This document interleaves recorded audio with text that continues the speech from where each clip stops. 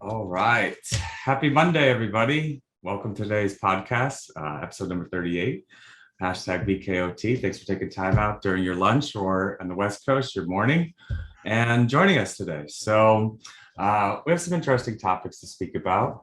Special guest from MYCPE.com, 𝙄𝙉𝙁𝙊𝙍𝙁 Van Arsdale, based in Arizona. So he's up a little bit early. And things we're going to discuss is recent tax news, some labor issues. Been a big,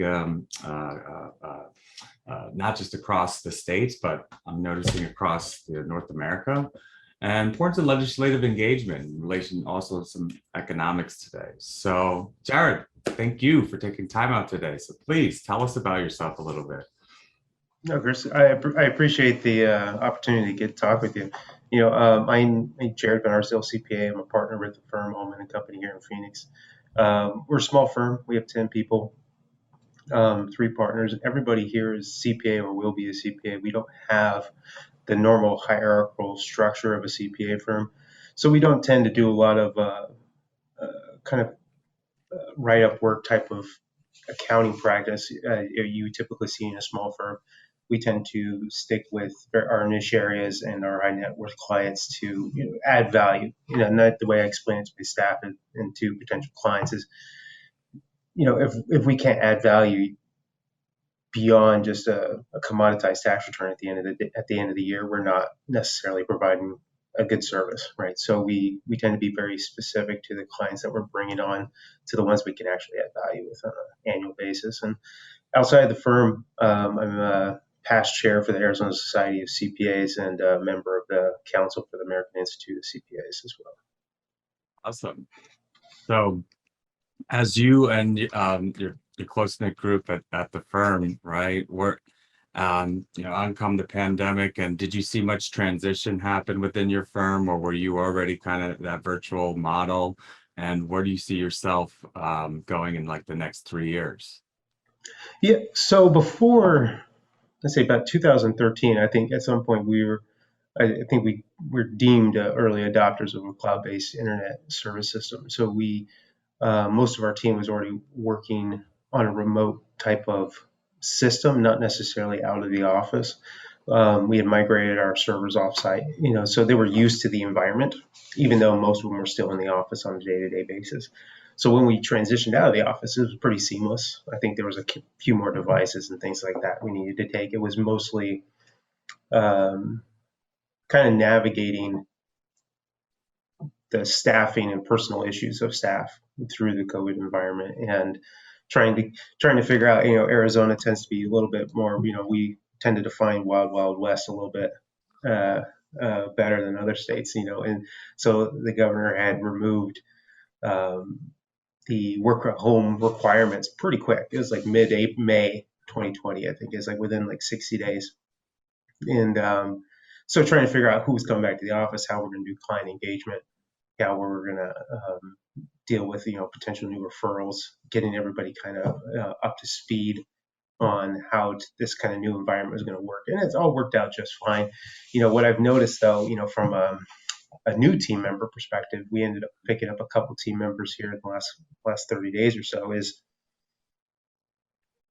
the demand from the labor force itself has changed dramatically from what we had expected last year. Last year there was probably kind of an uncertainty to hire, because of everything kind of going on through the summer of 2020. But prior to that, let's say, December of 19, the labor expectations in exchange for, services had changed radically. And kind of the labor force was kind of dictating the expectation of the position versus the employers dictating the expectation of the position. So maybe probably some supply and demand issues, maybe it's just because of the, think of like new graduates coming out of the university who are they've never worked in an environment that wasn't remote or flexible in some fashion or another. So this is their basic understanding of how public firms work type of thought process, So, from your perspective, have you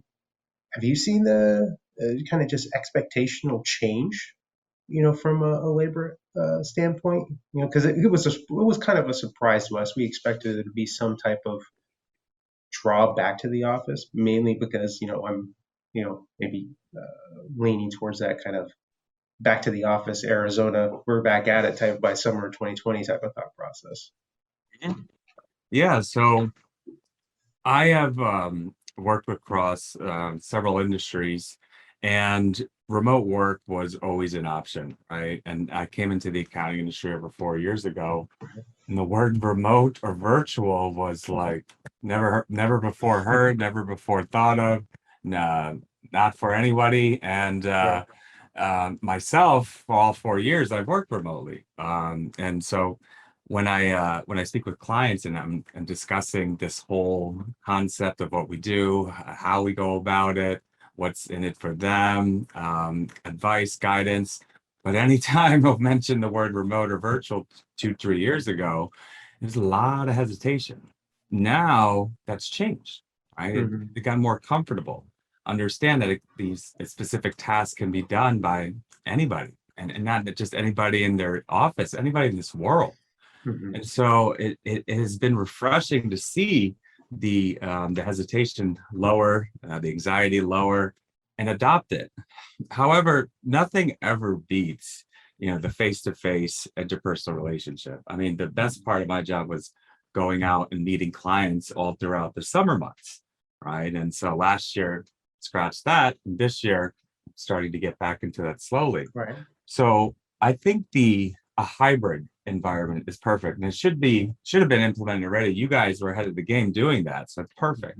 But you need to have a mixture. Fellow colleagues and peers of mine have also noticed where, for example, one friend of mine was works for a firm here in New York City where I'm based out of, and they used to always do their month-end close, and it's just be stressful, and it would get done or just be a little late, and it just was always like, what can we do? Now, when they move to a remote environment, everything's getting done early. And so when New York City reopened up, they were supposed to, go back to the office, and they made it optional. And what do you call it? Hot desking, right? So everyone lost their desks, but they could come in if they'd like, just kind of get your work done. And so that's just very important to set these expectations, offer the ability of a hybrid office I think is very important, not just in the accounting industry, but all industries, if you have that option. Right.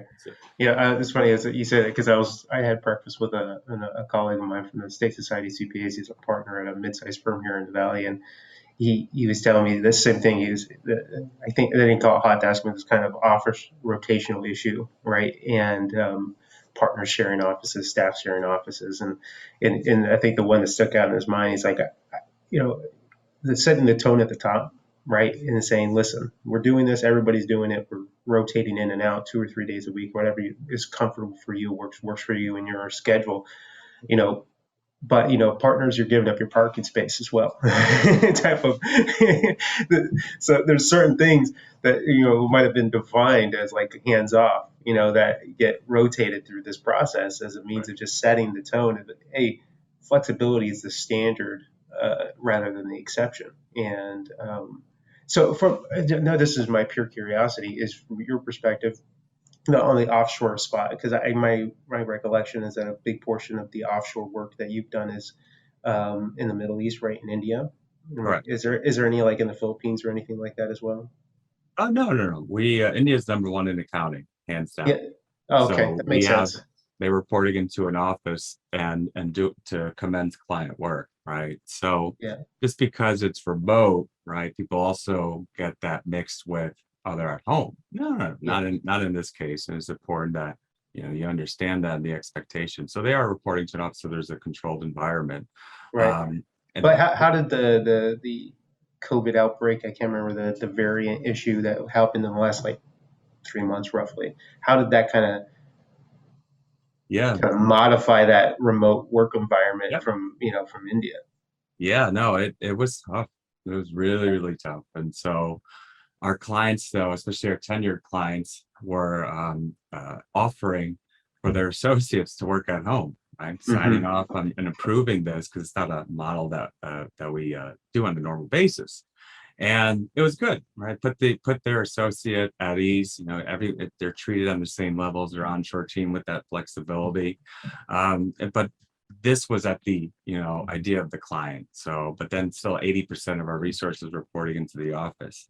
But it's just a, feel good for everybody to understand that we're all on the same page. We're dealing with this hard, and we had already implemented PPE protection and testing and isolated cases. You get those taken care of right away. But the staff and the team has done very well through this. But has it been easy? Not so much, right? Because of the controlled environment, we have to literally move the computer over to their house, right? So, but in order to serve our clients, make sure everyone's on the same page, it's just understanding that everyone is treated equally. And so it was managed, but tough. Sum it up. Yeah. What I've I know you specifically haven't worked with offshore staff, but what are your thoughts on it, especially in relation to like compliance and so to help your local team be more advisory? Yeah. From our perspective, because we don't provide any kind of, we try to minimize the amount of replicative work that we tend to you end up handing off to associates. So we try to maintain a level of service that is effectively, you need the CPA license or the CPA experienced CPA to work on. But from our experience, that from working with clients that have used offshore staffing, is that you end up structuring your schedule around it, but it tends to be stuff that you anticipate to be highly repetitive. You end up seeing a lot of commoditization around, right? The AP transactions, the reconciliations, kind of the stuff that you see on a month-to-month basis, that kind of just the background work that, you're not seeing most firms, dealing with. You think of it as a kind of commoditizing that bookkeeper type of relationship, or maybe even the part-time controller type of relationship that's just not really doing anything else besides the financials on a day-to-day basis. That totally makes sense, from a compliance standpoint. I'm a tax partner here at our firm, and the amount of legislation that I ran through in the last 2 years has been dramatic. And I could take a back seat and just kind of wait for 30 days and wait for someone to summarize it for me, and kind of get the headline details and kind of work backwards from there as issues come up. But after the CARES Act passed, I think within that week, I was sitting there reading 800 pages of tax legislation, and then the December omnibus bill, and then again in March with the ARPA law. And then this weekend, I was reading 200 pages of state tax law with the Arizona state budget passed, which had a bunch of tax provisions in it, simply to identify anything and everything that can affect clients. As me as that value add. It's like, listen, this is happening. Doesn't affect us immediately, but it's going to affect us next year. And we take that into account. And at the state level, we're talking about a few percent, right? A good example is that we represent Arizona. Just happens to be one of the states that has a pretty large population of private water and wastewater utilities, just deregulated energy market. And so we end up representing a number of them. And you think of like small HOAs with a well that everybody uses, or a small town that the municipality doesn't want to effectively doesn't want to necessarily manage the water and wastewater, so they privatize it. And so those clients, there's a specific portion of their life that's a relationship with the developer, and they're called contributions to native construction. And one of that small portion of that small population of CPA firms end up dealing with, unless they're dealing with utility clients, was in this tax law. But now I can communicate that to clients, say, listen, this is a thing that's not going to be taxable going forward. You're going to have to change all your deferred tax calculations. You're going to have to go through and revise your estimates, revise your budgets associated with state taxes, and kind of go from there. And is it going to affect them today, tomorrow? Is it an amendment opportunity to go back and claim some state tax revenues back?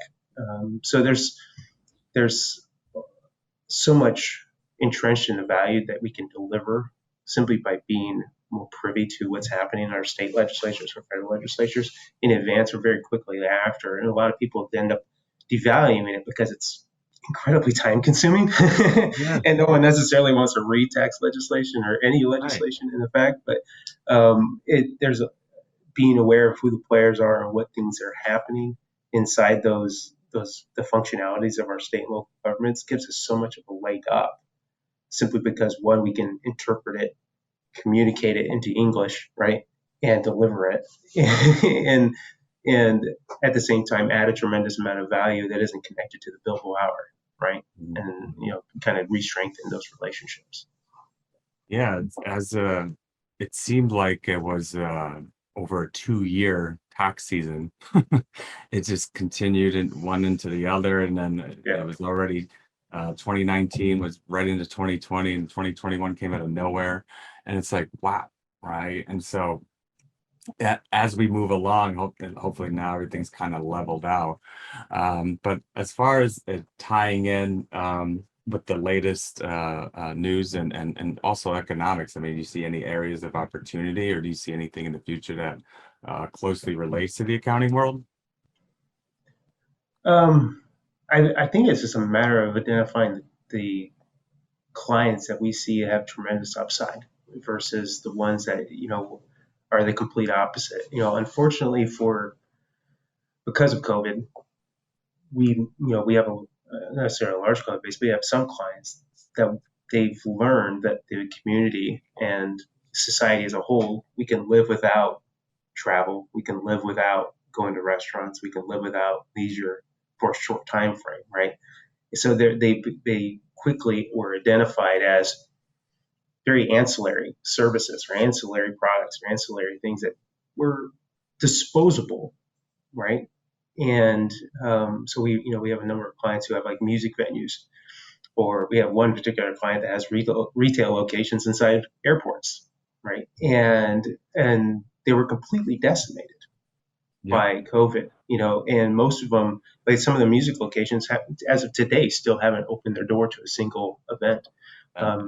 The retail locations at the airport client, they'll be, I think they opened up their major stores towards Christmas of 2020, and they're kind of restaffing slowly as stores reopen, and particularly as volume returns at the airports. But so there's that one client base that's been absolutely decimated simply because of the industries to which they work in, and then you have other ones that it's the best years they've ever had in 2020, 21. So there's no, I mean, obviously there's correlations based on industries, but I don't think anybody would have identified which ones would have seen just an absolute explosion versus just kind of a steady climb. And some of the manufacturing clients, one particular he was a broker of ethanol between farmers and manufacturers, and ethanol happens to be a prime ingredient in hand sanitizer. And it just his entire life exploded for an entire year. And it was the most money he made in the 70 year he had been practicing. He happened to be pretty old when he was still doing this brokerage work. But the economics way is in Arizona. This is what I'm having trouble really understanding. I don't have an economics degree, but it's incredibly interesting. Is Arizona happens to be expanding pretty aggressively. There's a lot of development. Home prices are relatively, let's just call them partially insane, and it's blamed on maybe population shift. It's blamed maybe on just sheer demand, built up demand over a 12-month, 15-month period. But at the same time, you think of it as that we didn't expand population. These people are, if it's population shift, where are they coming from? There has to be a loser on the other end of that transaction. If they're coming from Northern California, shouldn't I see prices or something decreasing somewhere else in the country? It doesn't seem like that's the case. It seems like there's just unlimited prosperity in certain industries and maybe just asset prices in general. But it seems like there's hard to find the population or this geographic area that's losing in today's economy, which is really interesting. And it could be out there. I just might not have been able to identify it. But we're because we're positioned directly from California, and there's this kind of push of people think they're leaving the state. We might be one of the prime beneficiaries of that. But shouldn't we see a negative economic impact to the state of California if that were the entire reasoning? And I'm not seeing it. Housing prices still there are still astronomical as well.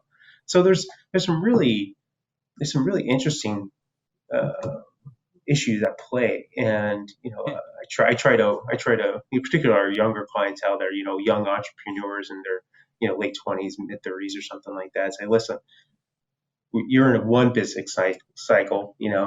Give it 15 years, we might be in a completely different business cycle.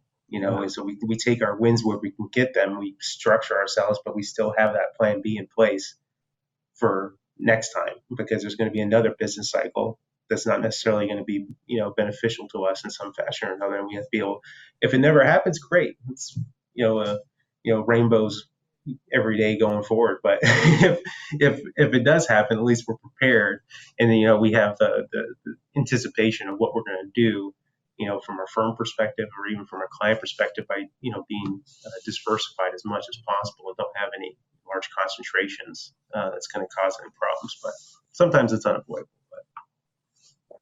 Well said. Yeah, very well said. I absolutely agree, and made you realize, the value and importance of everything. I mean, the funny story on the side is, I'm very ritual with cutting my hair. Every week I go to the barber, right? And it's a good feeling. I do a lot of videos, so I got to have a haircut. Well, on come the pandemic, I cut my own hair. And I taught myself, and I've been learning it, and now it becomes something that I own, and I don't need anyone else to do this. And so, like, I do it as you were too. saying, certain industries we're getting affected in different ways. And so, I mean, on a personal level, it made me realize that I was like, I felt bad. I mean, I have a good relationship with my barber, right? And the same thing, small business, I have a good relationship with their accountants. Right. And so, but I no longer go there, and I haven't been there in such a long time. And so, the ebbs and flows of what happens, but it's just so important that your firm is geared for anything, like literally anything. I mean, us, like I said, I work remotely. Pandemic came, I was like, oh, well, I guess I'm stuck here all day. All my outlets were taken away, social events, networking, meeting friends, gym, things like that. But day-to-day business, I mean, the increases started pouring in because we're already geared for that. And so as a firm owner, partner, director, you always got to be planning ahead, and too much thinking in the now, working in the business. You got to work on your business, make sure you're ready for anything. Right. Right. And we do, what I saw from some of my staff members, and I probably was a victim of this myself, is that during middle summer of 2020, we allowed ourselves to be sucked into the now, right? We allowed ourselves, particularly, you think of the client base that was just being completely decimated by what happened, and you, just as a kind of altruistic I'm trying to help them as much as I can type of thought process. And what ends up happening is you end up sacrificing the level of attention, the level of hours. It's only if I told my wife, if I could find some way to make the 5 hours of sleep I get productive, I would take it. But you sacrifice one relationship in exchange for the other. So if you're not able to take a step back and have a macro thought process to identify, say, yeah, I got this portion of clientele that are just being absolutely decimated, we can, assign a couple staff members to kind of help them get through this process. But we have some that are just off to the races, and they need just as much attention, just as much services, or just as much thought process and guidance, that we have to be able to step back and think who's going to be here at the end of 2 years, what industries are still going to be working in 5, and if we see some that are, so is there in a business model that is easily identifiable as being disrupted and disengaged in 2 to 3 years, maybe even 10 years, it's like you got to say, okay, we'll see what we can do to help them, and see if they can, figure out a way out of this business model, or to adapt as they need to. But it's plausible. There's business cycles economically. There's business cycles in certain industries. There's going to be business cycles in certain clientele that just might not make it to that next benchmark. And we get in, as a firm leader, you got to step back macro and kind of devolve that to the rest of the team to say, listen, I understand we're trying to do what we got to do, but we got everybody else that's going to be here in 5 or 10, and we have to be strategic on the use of our time in regards to the clients that you're bringing in, as well as the ones that you're servicing on a day-to-day. Exactly. Yeah, it's not every business is managed the same. You got to understand it. You got to understand their future in order to help them out. And like I said, yeah, if they're killing it now, great. Find different ways to manage that for the future growth. And then if they're not doing so well right now, how can you help them? Yeah. It's not all the same playing field. So, Yeah. So what we've um, seen in like other business models is that if you see a lot of consolidation or things like that, you think of software clients tend to get beaten up pretty quick. Smaller ones, as they start generating, they get beaten up, and they tend to rotate quite quickly because there's a lot of M&A transactions in the software startup realm.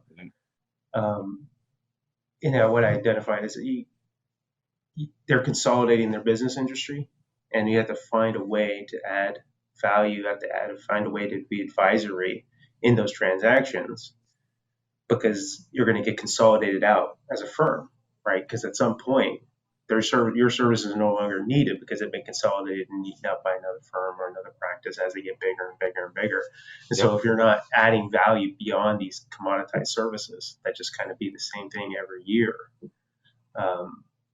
as disruption happens, you're going to be one of those commoditized services that just gets disregarded, like the phone system, right? It's like, I don't need that anymore. Just turn it off. Spot on. Yeah. Very insightful today. I want to thank you, Jared. Just the way how you approach it, the way you think about it. Really appreciate your time. Any final thoughts for the audience today before we go? No, I think we covered as much as we can in about 20 minutes, right? Yeah, no, this is good. I could stay here another hour. You're very easy to talk to. I appreciate it. So thanks again for your time.